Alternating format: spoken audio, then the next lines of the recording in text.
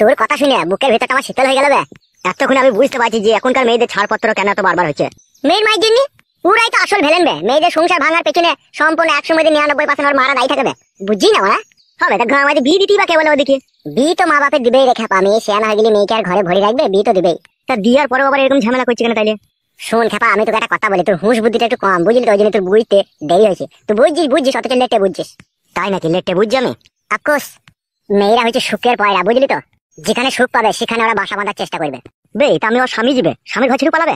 পুরুষ মানুষ বোকা হয়, মেয়ে মানুষ বোকা হয় না, বুঝলি তো। তুই তোর বউয়ের স্বামী হয়েছিস তা কি হয়েছে, কিন্তু তোর বউ যে তোকে মন থেকে সে ভাতার বলে স্বীকার করেনি। তাই নাকি? তাহলে কি স্বীকার করলি সে? তোর বউ তো আগে তো তোর সাথে সংসার করেনি, তোর সাথে প্রথম বিয়ে হয়ে প্রথম সংসার করতে এলো। আর সে যখনই 6 মাস থাকার পরে বুঝতে পারলো যে আমার লাইফটা এইভাবে কাটবে, এ হারামি বৈদ্যুৎ একটা 1200 না দেবে আমাকে জামদানি শাড়ি কিনে দিতে, না দেবে আমাকে কানের জিনিস কিনে দিতে, না দেবে আমাকে পায়ের তোড়া কিনে দিতে, না আমাকে 3 বেলা ভালো মন্দ খাইতে পারবে। আবার রাতেও ঠিকঠাক ভাবে আমাকে লাগাইছে না, রাত করে বাড়ি আইছো কেলা চোদা, এর সাথে থাকলে হবে না। চিট করে ফেলি আর মুখে মুচি দিয়ে আমাকে মায়ের বাড়ি পালাইতে হবে। আমার ভাতার পাক্কা 12 চোদা, এর কাছে জীবনে কোনো সুখ শান্তি পাবো না। তাই আলাই আলাই পথ দেখি আমি। তাই মায়ের বাড়িতে এসে সবকিছু তার মাকে বলে দিয়েছে, মা তুই জামাই আমাকে জড়িয়ে ধরে করে না। পালাবে মা তো আবার ওই সমস্ত কথা মেয়ে হয়ে বলতে পারে? তাহলে আমি তোকে মিথ্যে কথা বলছি নাকি? না তুই সত্যি বলছিস, তবু একটু ডাউট হচ্ছে। এখন আমি কি করবো তুই বল? পুরুষের জাগ্রত লিয়া শ্বশুর বাড়ি ফিরে যা, আর তাদের সমস্ত অন্যায় মাথা পেতে মেনে দেয়। তারা কোথায় কদ্দূর যেতে চাই তুই একবার দেখ। পথের দেখায় আমি পথে নেমেছি, হায় রে সুখের কলি আজও ফুটেনি। পরাণ কইলা বলো ভুইলা যায় না, সাকি রইলে চন্দ্র সূর্য ছাইরা যামুনা, ছাইরা যামুনা। আসসালামু আলাইকুম শ্বশুর আব্বা। শালাকে না বা হাতে করে শালা ডান গালে চড় মারবো, চিনিস তোমাকে? গুদমারানি ভাই ফাদা কাবেলি ছোড়া। কে শ্বশুর আব্বা তোর? গাঁ পাকা মারবি নাকি? কদিন আগে খেতে গেছিলি না, তাকে টাকা দিলাম, হাত পেতে তোর বউ টাকাটা নিলিও, মানে আমার শাশুড়ি। এবার এসব কি উল্টো পাল্টা কথা হয়েছে না? টাকাটা আমার পাইতে যাবে নাকি? কি ব্যাপার কি? ও বোকাচোদা এখানে কি করছে? এমএলএ সাহেবের মেয়ের সাথে কুকাজ করছিল না, মেরে খেতে দিল না। বন্ধু হয়ে এরকম কথা বলতে পারছিস তো? তো এরকম কথা শোনার কাজ করছিস দিবে। ও এখন কি বলতে চাইছে কি? ও এখন বলতে চাইছে এমএলএ সাহেবের মেয়েকে ভালোবাসা বিয়ে করবে। তা তোকে বলছি কেন এসব কথা? ও এমএলএ সাহেবের বউ আমার কাছে আছে না, সেই জন্য আমার বউকে পটি পাটি ও বলতে চাইছে যে ওর মেয়েটাকে নিয়ে দিতে। বে পটি পাটি কি বলছিস? আমি তো মেয়েটার জন্য কত মার খেয়েছি, কত গাল খেয়েছি, আমার বাবার উপরে কত অত্যাচার করেছি। আমার পটানো মানে পটানো তো আগে থেকে আছে। পটানো তো আগে থেকে আছে, আমাকে বলা কি দরকার? এমএলএ সাহেবের কাছে চলে যা, বলগা বল তোমার মেয়েটাকে আমার হাতে তুলে দাও। তাহলে তো কোনো হেল্প করবি না? ও আবার কি হেল্প করবে? ও তো নিজের জানলেই ও ব্যস্ত। তুই যদি অত মেয়েটাকে ভালোবাসিস তো অত বিচলা পুরুষে চলে যা, সেখানে দিল্লি চলে যা। তুই কি বলছিস বল? আমি তোর কথা শুনতে চাই, আমি ওর কথা শুনতে চাই না। আমার কথা শুনলে আমাকে টাইম দিতে হবে, অত তাড়াহুড়ো করে বললে হবে না। তোর এই 2 মাস থেকে টাইম হচ্ছে না, আর তুই তোর বউকে বলতে পারছিস নাকি তোমার মেয়েকে লিয়ে আনো এখানে? দেখেছিস ভাই তোমরা জোর জবরদস্তি করছে। কাদা টেনশন পেছু ছাড়ছে না ফাদা। আমি এখন কি করবো বল? তো তুই টেনশন না করে চলে যা শ্বশুর বাড়ি, আর তোকে যেটা বলে দিচ্ছি যা হবে তাই করে দেগে। ঠিক আছে, কালকে আমি এখানে বসে থাকবো, এখানে সে যা বলার বলবি, ঠিক আছে? কি ঘটেছে কি না ঘটেছে। ঠিক আছে তাহলে আমি চললাম। বেশ যা।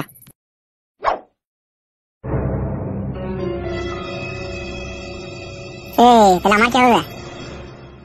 তুই ফেদা মুখ ছোড়া হ্যান্ডেল মারগা, তোকে আর এমএলএ মেয়েকে বিয়ে করতে হবে না।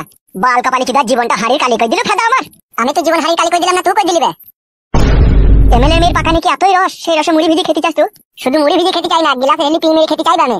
সর্বনাশ।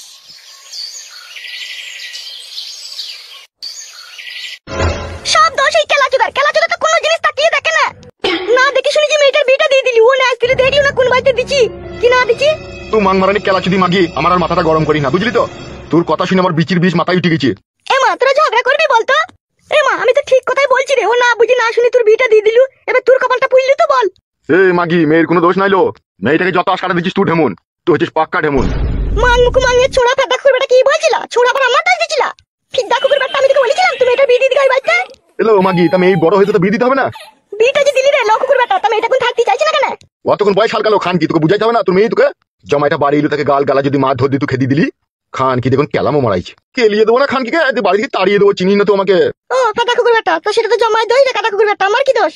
আমি কি জমাইকে বলেছি নাকি বাড়ি থেকে পালাইতে? সে মান মুখ মাঙে ছোড়াতে চরম বরম করে রাত দিকে বাড়ি থেকে বেরিয়ে পালিয়ে গেল। তাহলে আমি কি করব রে? ও তো জমাই বাবা চলে যেত। আরে কাটা কুকুরটা তোর কি লজ্জা শরম নাই? তো আবার এসেছিস? কি রে জমাইকে ও কি গাল দিচ্ছিস তুই? না না, ও ফেদা কুকুরটা যে কুকুরের মতো রাত দিকে পালিয়ে গেল, তো আসার কি দরকার ছিল ওর? এসেছি কি আমি সাদের শাশুড়ি মা, অনেক দুঃখ কষ্ট নিয়ে এসেছি আমি তোর পাকানে চুমু খাবো বলে। খবরদার জামাইয়ের সাথে ঝগড়া শান্তি করো না। কি ও কেলাচোদার সাথে ঝগড়া শান্তি করবি? আমার বাল কিনতে করার লিগে ও এসেছে। মানুষের বাচ্চার মধ্যে থাকলে থাকবি, না থাকলেও চলে যাবে। এটা কি হইয়া? এটা আমি তোমাকে সিগন্যাল দিলাম মা, আমি ভেড়ার পাটা। দেখো আমার কথাটা শুনো। জি আমার শোনাবো, বলো। তুমি যদি ভদ্রভাবে আমার সাথে সংসার সংসার করতে চাও আর আমি যা কিছু করবো তা যদি মেনে নিয়ে আমার সাথে সংসার করতে চাই তাহলে এখানে থাকো, আর তুমি এখান থেকে চলে যাও।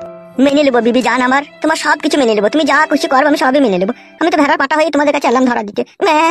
এই বলছি দা ম্যা কইছি কেন? আব্বা গো তুমি রাগ করো না, আমি যদি একটু প্রমাণপত্র না দিই আমি এই বাড়ির জমাই, আমি একদম গারল ভেড়া, বউ আর শাশুড়ি যা বলবে তা আমি মাথা পেতে মানবো, সেই জন্য একটু প্রমাণ দিলাম। ইগিরা প্রমাণ দিতে হবে না আব্বা, তুমি রাগ করলে হবে কি করে শোনা আব্বা আমার, তুমি বয়স্ক লোক, তুমি আমার শ্বশুর, তুমি তো সবই বুঝো আব্বা জান, বুঝো না বলো? মনে আবার তোমার কোনো কুমতলব নাই তো? আমাকে বেশি সন্দেহ না করলে আমি খুশি হতাম শাশুড়ি মা। আমি তোমার মেয়ের জনির জং ছাড়াবার দায়িত্ব নিয়েছি, আমাকে সন্দেহ করাটা ভুল হয়েছে না মা? এ বোকাচোদা ঘরে যা, বলছি দা আমার খুব কথা বলে। এই তুই ঘরে নিয়ে যা। ঘরে এসো। হ্যাঁ শোনা বউ আমার চলো। কি ব্যাপার জমাই এত সহজে সবকিছু মেনে নিল? কি হলো, তুমি কি চিন্তা ভাবনা করছো? যাও রান্না বান্না যাও, যাও। যদি কোনো ঘটনা ঘটে তার জন্য দেখবে তোমার মাথায় ঝাঁটা মারবো বলে দিলাম তোমাকে আমি। এ যা তো ফেদা, ঘটনা মানাইতেছে, যা রান্না করগা।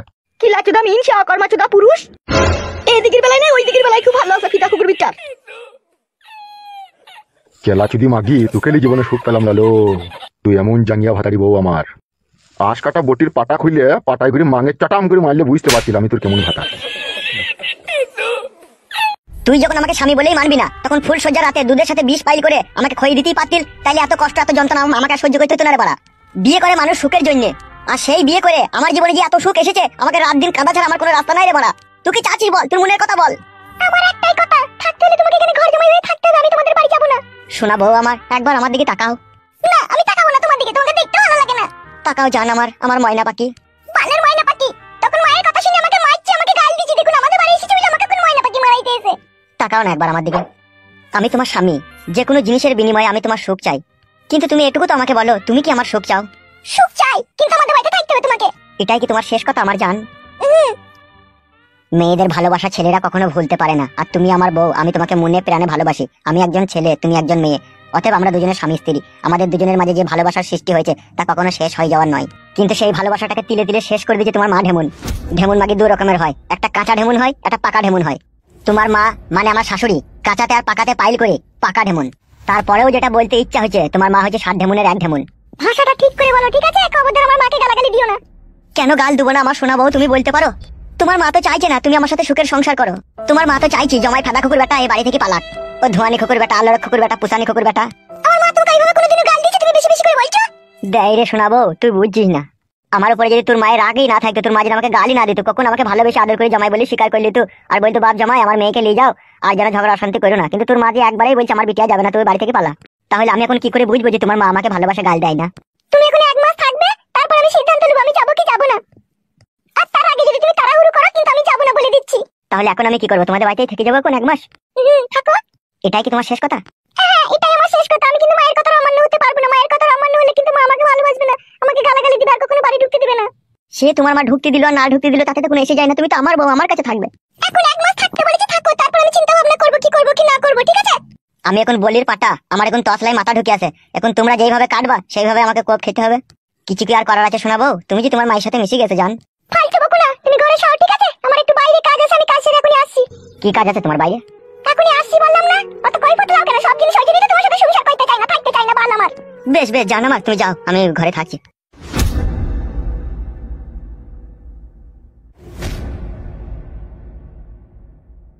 বউরে, শুধু তোকে ভালোবাসি বলে বুকা পাটা হয়ে তোর বাড়িতে থেকে গেলাম, কিন্তু আমিও ইয়া শেষ দিকে ছাড়তে চাই, তোরা কি কদ্দুর করতে পারিস, তবেই আমার নাম কালো কুকুর।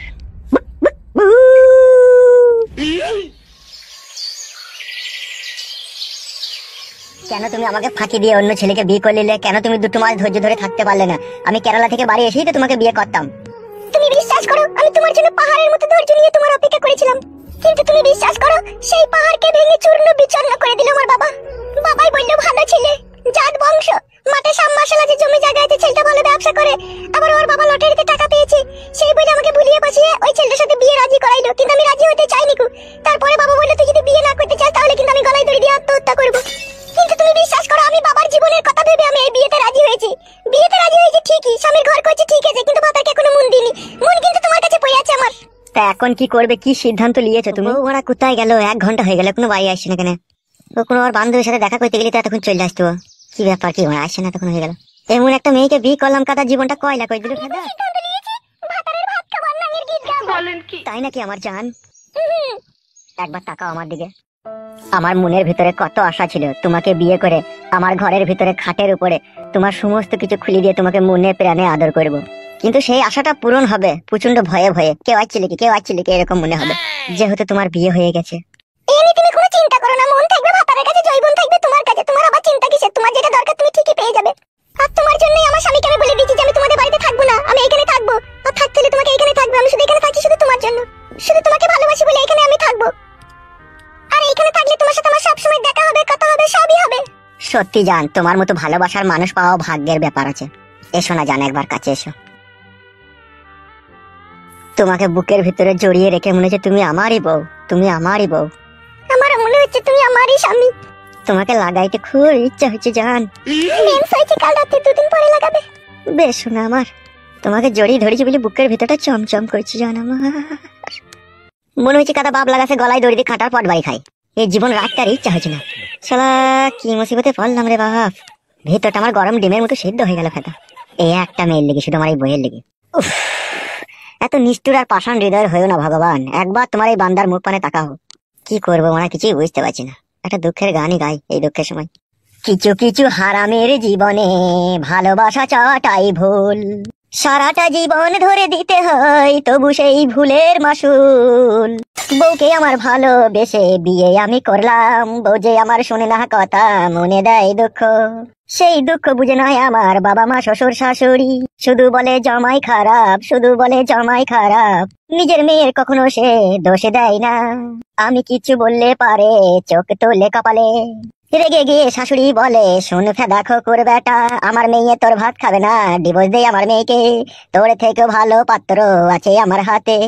কিন্তু শাশুড়ি ঢেমুন বুঝলো না আমার বুকের ব্যথা, এই বুকে আছে শুধু তার মেয়ের ভালোবাসা।